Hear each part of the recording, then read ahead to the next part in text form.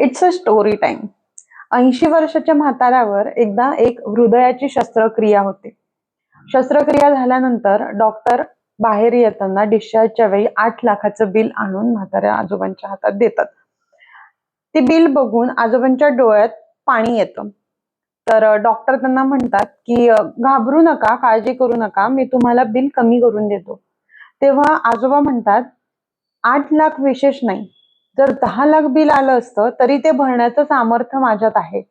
पण माझ्या डोळ्यात पाणी या गोष्टीमुळे आलं की गेली 80 वर्षे जे परमेश्वराने हृदय दिलेलं आहे ते तो नीट सांभाळतोय. पण तो मला कधी कसलं बिल पाठवत नाही. आणि तुम्ही फक्त 3 तास पाठवलं आणि 8 लाखाचं बिल काढलं.